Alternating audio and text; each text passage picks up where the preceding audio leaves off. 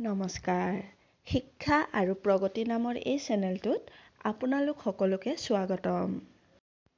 আজিৰ বিষয় হৈছে অসমীয়া ভাষাৰ উপভাষাসমূহ। এই ভিডিঅ'টিত অসমীয়া ভাষাৰ উপভাষা সম্পৰ্কে আলোচনা কৰা হ'ব।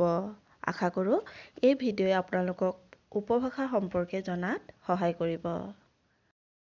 সামাজিক, সাংস্কৃতিক, ৰাজনৈতিক, ভৌগোলিক আৰু অৰ্থনৈতিক কাৰণত কোনো এটা ভাষা সম্প্ৰদায়ৰ যিসকল লোকৰ মাজত সম্পৰ্ক গভীৰ, সেইসকলৰ ব্যক্তিভাষাসমূহৰ মাজত এটা সাদৃশ্য পৰিলক্ষিত হয় আৰু সিসমূহ পৰস্পৰৰ মাজত সহজবোধ্য হৈ পৰে।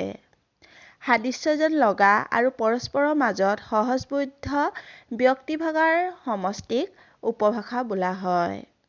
আকৌ উপভাষাৰ সংজ্ঞা এইদৰেও নিৰূপণ কৰিব পাৰি যে কোনো এটা ভাষা সম্প্ৰদায়ৰ জনসংখ্যা প্ৰচুৰ পৰিমাণে বাঢ়ি গৈ বিস্তৃত অঞ্চলত বিয়পি পৰিলে তাৰ সৰু সৰু ক্ষেত্ৰ বা অঞ্চল বিশেষে একোটা আঞ্চলিক ভাষাৰূপ গঢ় লৈ উঠে। এইদৰে গঢ়ি উঠা আঞ্চলিক বা ক্ষেত্ৰীয় ভাষাৰূপক উপভাষা বোলে। উপভাষা যে অকল আঞ্চলিক বা ভৌগোলিক অঞ্চলভেদে গঢ় লৈ উঠে তেনে নহয়।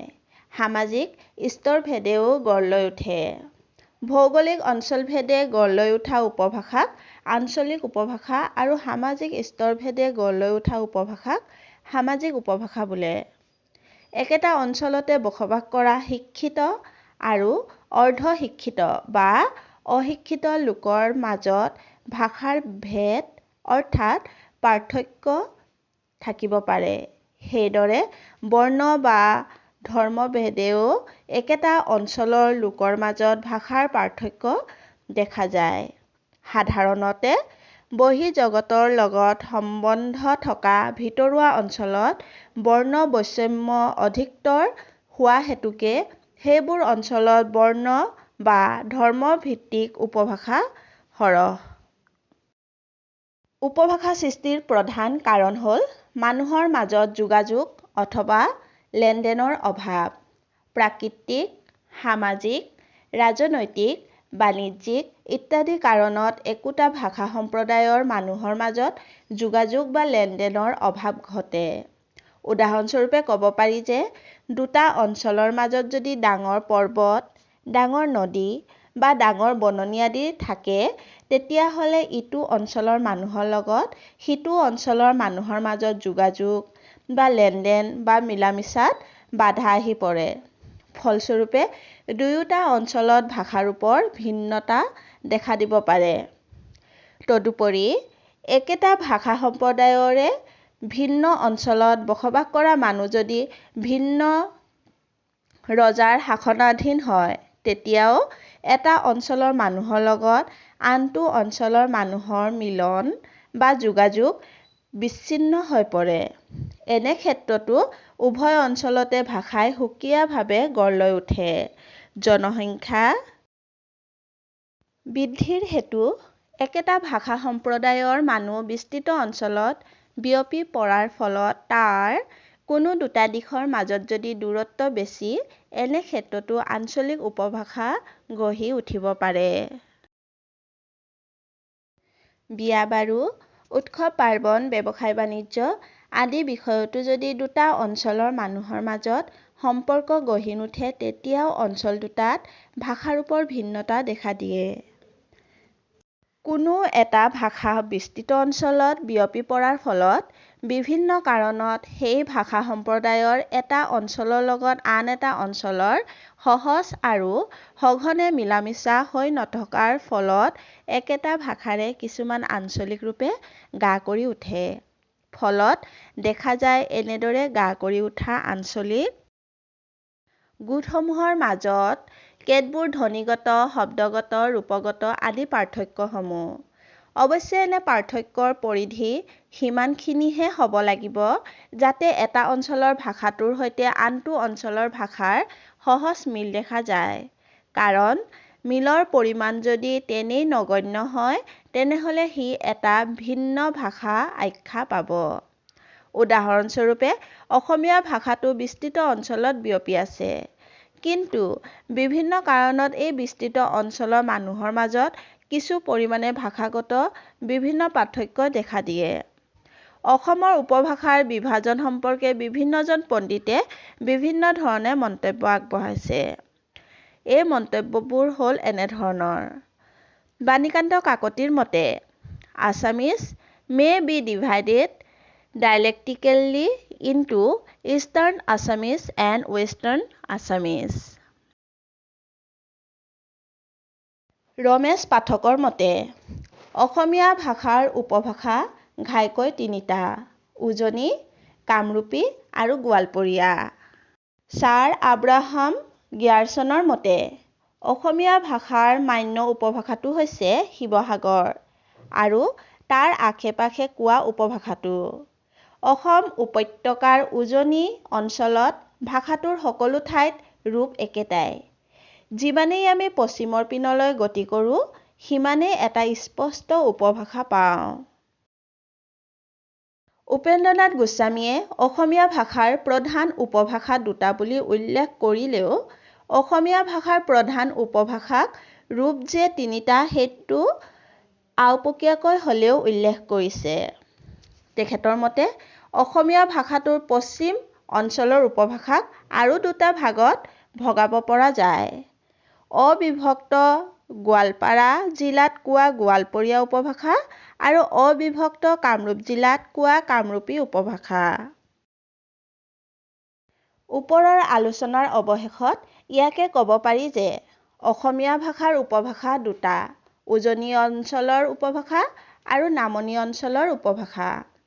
নামনি অঞ্চলৰ উপভাষা কামৰূপীয়া আৰু গোৱালপৰীয়া এই দুটা ভাগত ভাগ কৰিব পাৰি। আকৌ উজনিৰ উপভাষাকো শিৱসাগৰীয়া আৰু নগঞা এই দুটা ভাগত ভাগ কৰিব পাৰি। এক কথাত ক'ব পাৰি অসমৰ অঞ্চলবোৰৰ ভাষাগত মিল-অমিলৰ ওপৰত ভিত্তি কৰি অসমীয়া ভাষাৰ উপভাষা গঢ় লৈ উঠিছে। এতিয়া অসমীয়া মান্য ভাষা আৰু অসমীয়া ভাষাৰ উপভাষাৰ মাজত থকা ধ্বনিগত, ৰূপগত আৰু শব্দগত মিল-অমিল আলোচনা কৰা হ'ব। মান্য অসমীয়া ভাষাৰ সৈতে কামৰূপী আৰু গোৱালপৰীয়া উপভাষাৰ মিল-অমিল আলোচনা কৰা। মান্য অসমীয়া, গোৱালপৰীয়া আৰু কামৰূপী উপভাষাৰ ধ্বনিগত মিল-অমিল বা পাৰ্থক্যৰ আলোচনা। মান্য অসমীয়া ভাষাত বিশিষ্ট স্বৰধ্বনি ৮টা, কিন্তু কামৰূপী আৰু গোৱালপৰীয়া উপভাষাত বিশিষ্ট স্বৰধ্বনি ৭টা। উদাহৰণস্বৰূপে: মান্য অসমীয়া অ, আ, ই, এ, অ, ও, ও। কামৰূপী আৰু গোৱালপৰীয়া উপভাষাত অ ধ্বনিৰ ব্যৱহাৰ নাই। আকৌ মান্য অসমীয়া ভাষাত বিশিষ্ট ব্যঞ্জন ধ্বনি ২৩টা, কিন্তু কামৰূপী উপভাষাতো অৰ্ধব্যঞ্জন সংযোগ কৰি ২৩টা আৰু গোৱালপৰীয়া উপভাষাত ২৭টা। যেনে: গোৱালপৰীয়া উপভাষাত ক, খ, গ, ঘ, ঙ, প্ৰথম চ, দ্বিতীয় ছ, বৰ্গীয় জ, ঝ, দন্ত্য ত, দন্ত্য থ, দন্ত্য দ, দন্ত্য ধ, দন্ত্য ন, মূৰ্ধন্য ত, মূৰ্ধন্য থ, মূৰ্ধন্য দ, মূৰ্ধন্য ধ, প, ফ, ব, ভ, ম, ৰ, ল, তালব্য শ, হ। মান্য অসমীয়া ভাষাত একেটা শব্দতে ওচৰা-উচৰিকৈ দুটা আ-ধ্বনি একেলগে নাথাকে। পৰৱৰ্তী অক্ষৰৰ আৰ প্ৰভাৱত পূৰ্বৱৰ্তী অক্ষৰৰ আ-ধ্বনি অ বা এ লৈ ৰূপান্তৰিত হয়। কিন্তু কামৰূপী আৰু গোৱালপৰীয়া উপভাষাত দুটা আ-ধ্বনি ওচৰা-উচৰিকৈ থকা দেখা যায়। যেনে: মান্য অসমীয়া, গোৱালপৰীয়া, কামৰূপী: মান্য অসমীয়াত ৰজা, গোৱালপৰীয়াত ৰাজা, কামৰূপীত ৰাজা। মান্য অসমীয়াত এন্ধাৰ, গোৱালপৰীয়াত আন্ধাৰ, কামৰূপীত আন্ধাৰ। মান্য অসমীয়াত তৰা, গোৱালপৰীয়াত তাৰা, কামৰূপীত তাৰা। মান্য অসমীয়াত টকা, গোৱালপৰীয়াত টাকা, কামৰূপীত টাকা। মান্য অসমীয়া ভাষাত অপিনিহিতৰ প্ৰয়োগ একেবাৰে নহয়, কিন্তু কামৰূপী আৰু গোৱালপৰীয়া উপভাষাত অপিনিহিতৰ প্ৰৱণতা অধিক। যেনে মান্য অসমীয়া ভাষাত দেৱলীয়া, কামৰূপীত দেউইলা। মান্য অসমীয়া ভাষাত জালুৱা, কামৰূপীত জাউইলে। মান্য অসমীয়া ভাষাত নাৰিকল, গোৱালপৰীয়াত নাইৰকল। মান্য অসমীয়া ভাষাত পনীয়া, গোৱালপৰীয়া ভাষাত পাইনা। মান্য অসমীয়া ভাষাৰ অ-ধ্বনি কেতিয়াবা গোৱালপৰীয়া আৰু কামৰূপী উপভাষাত আ-স্বৰধ্বনি হয়। যেনে মান্য অসমীয়া ভাষাত সোণ, কামৰূপীত সোণা, গোৱালপৰীয়াত সোণা। মান্য অসমীয়া ভাষাত ৰূপ, কামৰূপীত ৰূপা, গোৱালপৰীয়াত ৰূপা। মান্য অসমীয়াত তাম, কামৰূপীত তামা, গোৱালপৰীয়াত তামা। মান্য অসমীয়া ভাষাৰ অল্পপ্ৰাণ ধ্বনি কামৰূপী আৰু গোৱালপৰীয়া উপভাষাত মহাপ্ৰাণ ধ্বনি ৰূপে উচ্চাৰিত হয়। যেনে মান্য অসমীয়াত ভোক, কামৰূপীত ভোখ বা ভখ, গোৱালপৰীয়াত ভোগ বা ভোগ হৈছে। কিন্তু গোৱালপৰীয়া উপভাষাত মহাপ্ৰাণ ধ্বনি অল্পপ্ৰাণ ধ্বনিলৈ পৰিৱৰ্তন হোৱাও দেখা যায়। যেনে মান্য অসমীয়াত হালধি, গোৱালপৰীয়াত হলদি। মান্য অসমীয়াত লেঠা, গোৱালপৰীয়াত নেতা। মান্য অসমীয়াত লাঠি, গোৱালপৰীয়াত নাতি। মান্য অসমীয়াত কথা, গোৱালপৰীয়াত কটা। মান্য অসমীয়া ভাষাত শাখাঘাত শব্দৰ শেষ অক্ষৰত পৰে, কিন্তু কামৰূপী আৰু গোৱালপৰীয়া উপভাষাত শাখাঘাত আদি অক্ষৰত পৰে। যেনে মান্য অসমীয়াত কোমোৰা, কামৰূপীত কুমৰা, গোৱালপৰীয়াত কুমৰা। মান্য অসমীয়াত কেঁকুৰা, কামৰূপীত কাক্ৰা, গোৱালপৰীয়াত কাক্ৰা। মান্য অসমীয়াত মকৰা, কামৰূপীত মাক্ৰা, গোৱালপৰীয়াত মাক্ৰা। মান্য অসমীয়া ভাষাত দ্বি অক্ষৰযুক্ত শব্দৰ প্ৰথম অক্ষৰত ও আৰু দ্বিতীয় অক্ষৰত আ ধ্বনি থাকিলে কামৰূপী আৰু গোৱালপৰীয়া উপভাষাত ও ধ্বনি অ ধ্বনিলৈ পৰিৱৰ্তন হয়। যেনে মান্য অসমীয়াত খোপা, কামৰূপীত খপা, গোৱালপৰীয়াত খপা। মান্য অসমীয়াত কোঙা, কামৰূপীত কঙা, গোৱালপৰীয়াত কঙা। মান্য অসমীয়া ভাষাত শব্দৰ আদ্যত থকা ল ধ্বনি কামৰূপী আৰু গোৱালপৰীয়া উপভাষাত দন্ত্য ন হয়। যেনে মান্য অসমীয়াত লোণ বা লৱণ, কামৰূপীত নুন বা লৱণ আৰু গোৱালপৰীয়াত নুন হৈছে। মান্য অসমীয়া ভাষাৰ ৰ ধ্বনি কামৰূপী আৰু গোৱালপৰীয়া উপভাষাত ল ধ্বনিলৈ পৰিৱৰ্তন হৈছে। যেনে মান্য অসমীয়াত সোণাৰু, কামৰূপীত সোণোৰলো বা হনলো বা হনলো, গোৱালপৰীয়াত সোণালো। মান্য অসমীয়াত শৰীৰ, কামৰূপীত শৰীল, গোৱালপৰীয়াত শৰীল। মান্য অসমীয়াত আদি অক্ষৰত থকা ঐ আৰু ঔ কামৰূপী উপভাষাত এ আৰু ও হৈছে। গোৱালপৰীয়া উপভাষাত ঔ ধ্বনিহে ঐ ধ্বনিলৈ পৰিৱৰ্তন হৈছে। যেনে মান্য অসমীয়াত গৰৈ, কামৰূপীত গৰে। শিলৈ, শিলে। টকৌ, কামৰূপীত হৈছে টকো। আকৌ গৌৰৱ, গোৱালপৰীয়াত হৈছে গৈৰৱ। আকৌ মান্য অসমীয়া যৌৱন, গোৱালপৰীয়াত হৈছে জৈৱন। গোৱালপৰীয়া উপভাষাত মূৰ্ধন্য ত, দন্ত্য ত ক্ৰমান্বয়ে মূৰ্ধন্য আৰু দন্ত্য ৰূপে উচ্চাৰিত হয়, কিন্তু মান্য আৰু কামৰূপী উপভাষাত দন্তমূলীয় হিচাপে উচ্চাৰিত হয়। স্বৰ সংগতিৰ ফলত মান্য অসমীয়া ভাষাত যিবোৰ শব্দৰ নিম্ন স্বৰধ্বনি সেইবোৰ কামৰূপী আৰু গোৱালপৰীয়া উপভাষাত উচ্চ স্বৰধ্বনিলৈ ৰূপান্তৰিত হয়। যেনে মান্য অসমীয়াত তামোল, কামৰূপীত তামোল। মান্য অসমীয়াত কাপোৰ, কামৰূপীত কাপোৰ। মান্য অসমীয়াত এন্দুৰ, গোৱালপৰীয়াত ইন্দুৰ। মান্য অসমীয়াত পতি, গোৱালপৰীয়াত পতা। মান্য অসমীয়া ভাষাত প্ৰয়োগ হোৱা বৰ্গীয় ধ্বনি দক্ষিণ কামৰূপী আৰু গোৱালপৰীয়া উপভাষাত কেতিয়াবা ঝ ৰূপে ৰক্ষিত হৈছে। যেনে মান্য অসমীয়াত জাল, দক্ষিণ কামৰূপীত ঝাল, গোৱালপৰীয়াত ঝাল। মান্য অসমীয়া ভাষাত অন্তত থকা হছই কামৰূপী আৰু গোৱালপৰীয়া মান্য উপভাষাত অসমীয়াত আ বালি, হৈছে। যেনে কামৰূপীত বালা, গোৱালপৰীয়াত বালা। মান্য অসমীয়াত ছাতি, কামৰূপীত ছাতা, গোৱালপৰীয়াত ছাতা। মান্য অসমীয়াত গুৰি, কামৰূপীত গুৰা, গোৱালপৰীয়াত গুৰা। মান্য অসমীয়াত ধাৰি, কামৰূপীত ধাৰা, গোৱালপৰীয়াত ধাৰা।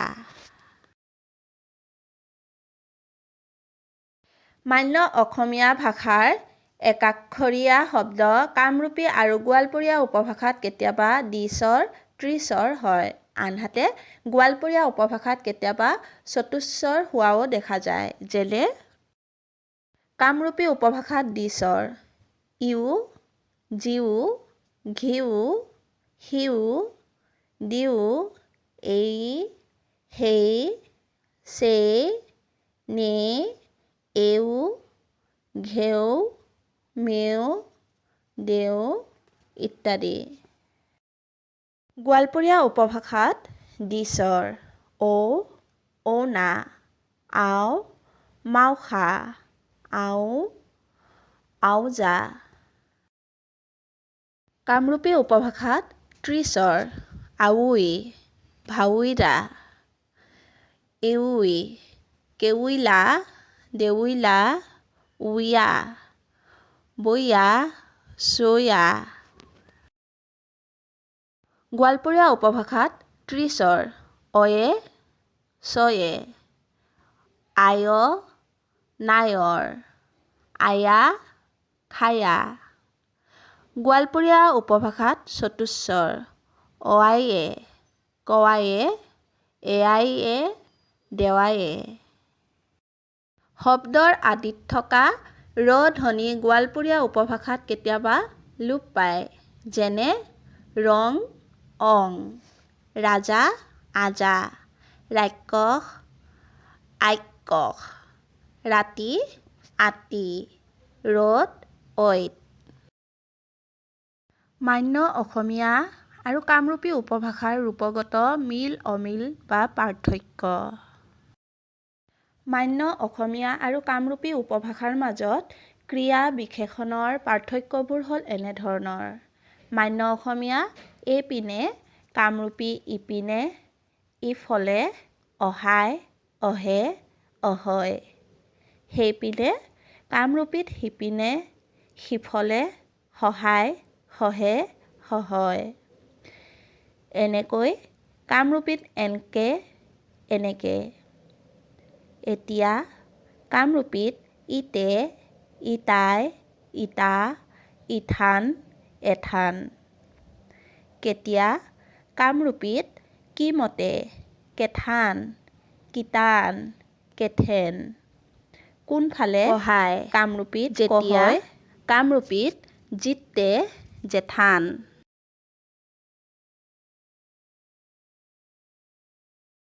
মান্য অসমীয়া ভাষাৰ আৰু কামৰূপী উপভাষাৰ নিৰ্দিষ্টতাবাচক প্ৰত্যয়।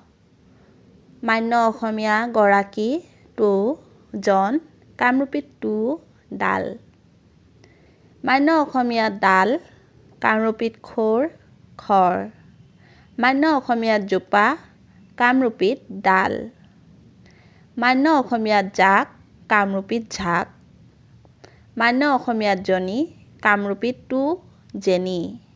মান্য অসমীয়াত ফেৰা, কামৰূপীত খেনি। কামৰূপী উপভাষাত প্ৰয়োগ হোৱা ব্যক্তিবাচক সৰ্বনামৰ চিনবোৰ মান্য অসমীয়াতকৈ পৃথক। যেনে মান্য অসমীয়াত ইহঁত বা এওঁলোক, কামৰূপীত এন্থে, এহাত, আনহা, আহোন। ইহঁতে কামৰূপীত আহোন, আহনাই, এন্থে। তহঁত বা তেওঁলোক কামৰূপীত তুহুন, তোন্থে, তন্থে, তুনহা।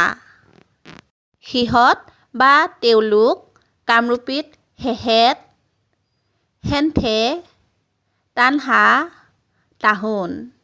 সিহঁতে কামৰূপীত তাহোন, তানথে, হেন্থে। মান্য অসমীয়া আৰু কামৰূপী উপভাষাৰ বহুবচনৰ চিনবোৰ বেলেগ বেলেগ। যেনে মান্য অসমীয়া বস্তুবোৰ কামৰূপীত বস্তুগিলা, মাখা, মেখা। মানুহবিলাক কামৰূপীত মানুহগিলা, গিলাক, গিলান। এইবোৰ কামৰূপীত ইগলা, এংলা। সেইবোৰ কামৰূপীত হেগলা, হেংলা। ল'ৰাহঁত কামৰূপীত চলিহাত, সখীহঁত কামৰূপীত সখীহানা। মান্য অসমীয়া আৰু কামৰূপী উপভাষাত নামধাতুৰ প্ৰয়োগ বেলেগ বেলেগ। মান্য অসমীয়াত বান্ধি দি, কামৰূপীত বান্ধা। মান্য অসমীয়াত বাকলি গুচা, কামৰূপীত বাকলি চেলা। মান্য অসমীয়াত উবুৰিয়াই দে, কামৰূপীত উভতি দে। মান্য অসমীয়া আৰু কামৰূপী উপভাষাৰ ক্ৰিয়া বিভক্তি। মান্য অসমীয়াত তুমি খোৱা, কামৰূপীত তুমি খ। মান্য অসমীয়াত তই খাৱ, কামৰূপীত তই খাহ। মান্য অসমীয়াত তাই খালে, কামৰূপীত তাই খালেক। মান্য অসমীয়া ভাষাৰ দৰে কামৰূপী উপভাষাতো কাৰক আৰু বিভক্তিৰ সংখ্যা একেই। মান্য অসমীয়া ভাষাৰ চতুৰ্থী বিভক্তিৰ ঠাইত কামৰূপী উপভাষাত দ্বিতীয়া বা সপ্তমী বিভক্তি হয়। মান্য অসমীয়া কলৈ গৈছে, কামৰূপী ক'ত গেছি, কক গেছি। শ্বিলঙলৈ গ'ল, কামৰূপী উপভাষাত শ্বিলঙক গেল। কলৈ যাবা, কামৰূপী উপভাষাত ক'ত যাবা, কক যাবা। মান্য অসমীয়া ভাষা আৰু কামৰূপী উপভাষাৰ অব্যয়ৰ মাজত পাৰ্থক্য। আৰু, আৰ, কিন্তু, নেকি, নাকি। মান্য অসমীয়া আৰু কামৰূপী উপভাষাৰ ন্যস্তাৰ্থক ৰূপ। মান্য অসমীয়াত নাখাওঁ বা নেখাওঁ, কামৰূপীত নাখং। নোৱাৰো, কামৰূপীত নৰো। নেদেখোঁ, কামৰূপীত নেৎখো। নোধোওঁ, কামৰূপীত নোধোং। নপৰে, কামৰূপীত নপৰে। নকৰে, কামৰূপী ভাষাত নক্ৰে। নাহে, কামৰূপীত নাহে ইত্যাদি। মান্য অসমীয়া আৰু গোৱালপৰীয়া উপভাষাৰ ৰূপগত মিল-অমিল বা পাৰ্থক্য। মান্য অসমীয়া আৰু গোৱালপৰীয়া উপভাষাৰ বহুবচনাত্মক প্ৰত্যয়। মান্য অসমীয়াবোৰ গোৱালপৰীয়া উপভাষাত গিলা, গিলান, গোলে, গোলা, গলা, গোলে। যাক গোৱালপৰীয়া উপভাষাত পাল। বিলাক গোৱালপৰীয়া উপভাষাত গিলাং, গোলান। মান্য অসমীয়াত হত, গোৱালপৰীয়া উপভাষাত হৰ, ঘৰ। ৰা, লা, হগাই। দুয়োটা ভাষাৰ মাজত নিৰ্দিষ্টতাবাচক প্ৰত্যয়।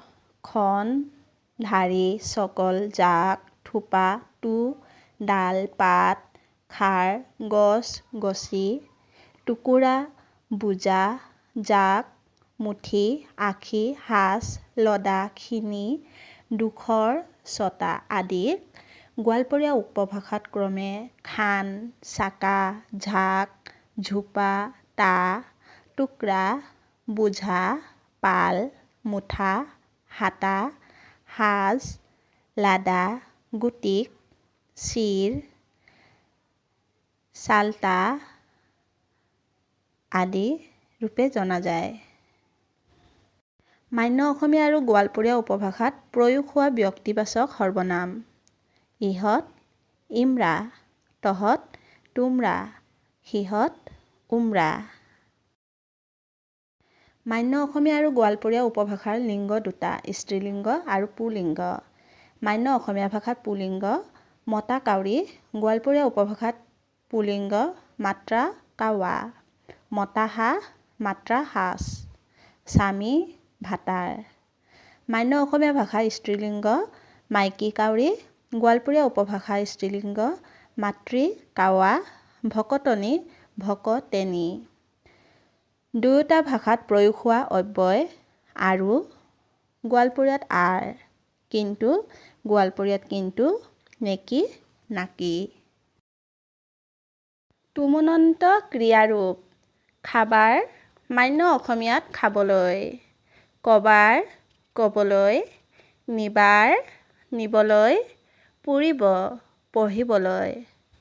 ভৱিষ্যৎকাল কৃদন্ত: কৰাৰ যতন, মান্য অসমীয়াত কৰিবলগীয়া, কোৱাৰ যতন, কবলগীয়া। পৰাশাই, পঢ়িব লাগে। অসমাপিকা ক্ৰিয়াৰূপ: খায়া, খায়, গেইলে বা গেছে, গলে, কইলে, কলে, বচিয়া, বহি, আছিলে বা আইছলে, আহিলে। ক্ৰিয়াৰ ন্যস্তাৰ্থক ৰূপ: নাহয়, নহয়, নাদেখোঁ, নেদেখোঁ। নাপাং, নোৱাৰোঁ, নাশুনো, নুশুনো। মান্য অসমীয়াত কাৰক ছটা, শব্দ বিভক্তি ছটা, সম্বন্ধ পদ আৰু ষষ্ঠ বিভক্তিক লৈ কাৰক সাতটা আৰু বিভক্তি সাতটা। গোৱালপৰীয়া উপভাষাত কাৰক মাথোন চাৰিটা: প্ৰথমা এ, দ্বিতীয়া ক, ষষ্ঠী ৰ, সপ্তমী ত।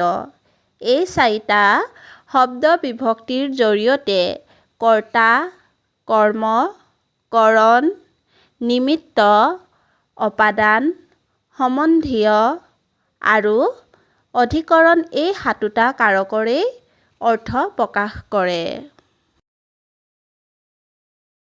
মান্য অসমীয়া ভাষাৰ সৈতে কামৰূপী আৰু গোৱালপৰীয়া উপভাষাৰ শব্দগত মিল অমিল বা পাৰ্থক্য: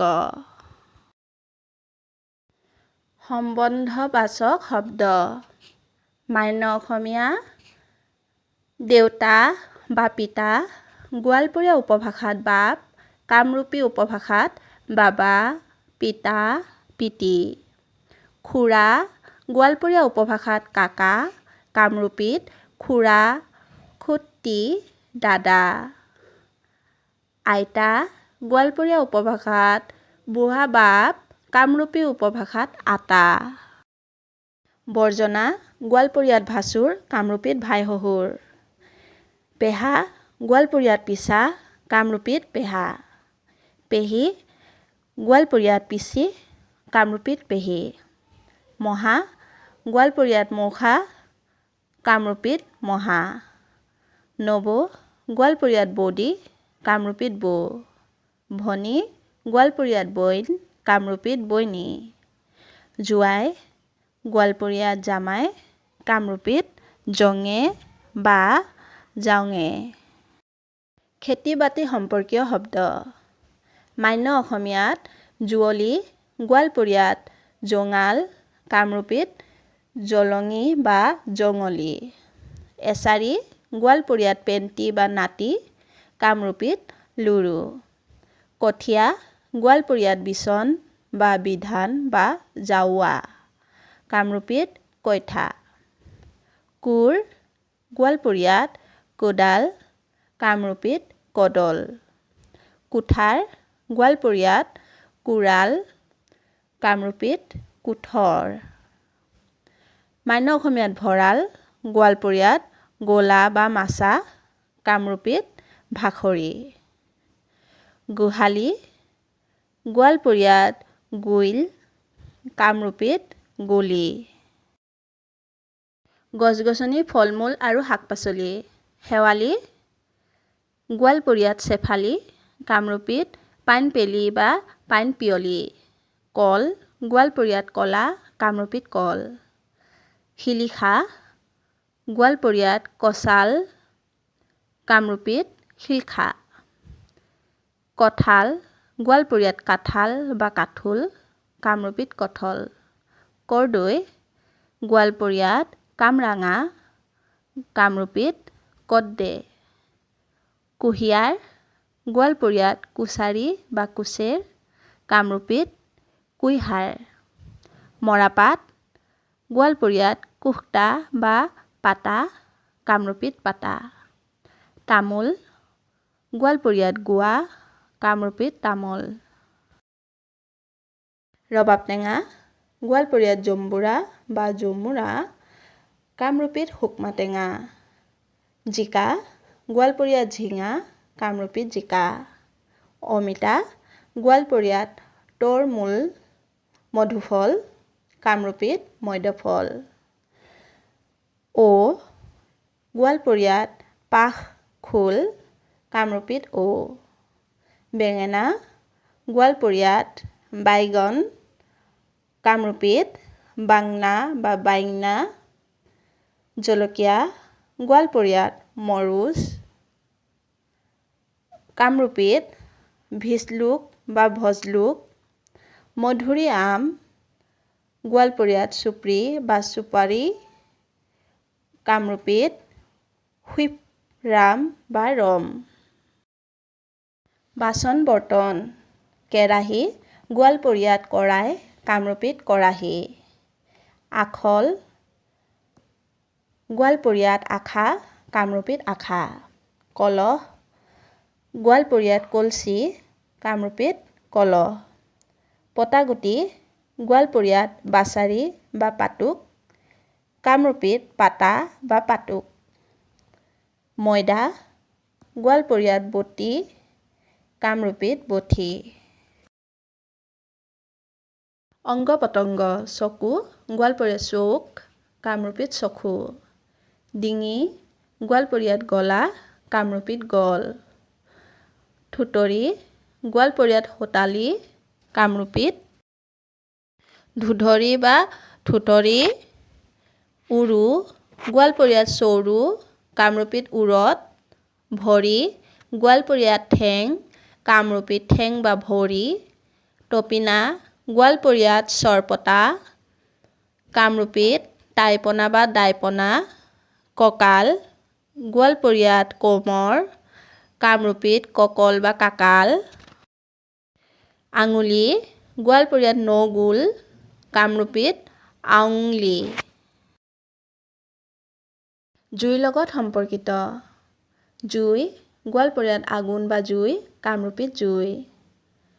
আঙঠা, গোৱালপৰীয়াত আংঠা, কামৰূপীত আংঠা। এঙাৰ, গোৱালপৰীয়াত আংৰা, কামৰূপীত আংৰা।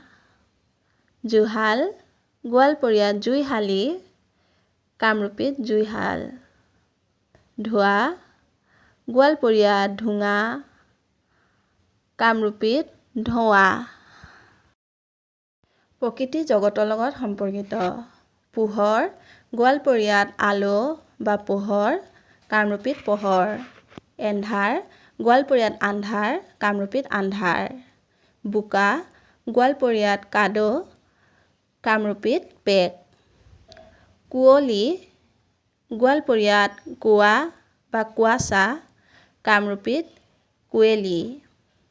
জোন, গোৱালপৰীয়াত চান, কামৰূপীত জোন। পানী, গোৱালপৰীয়াত জল, কামৰূপীত পানী।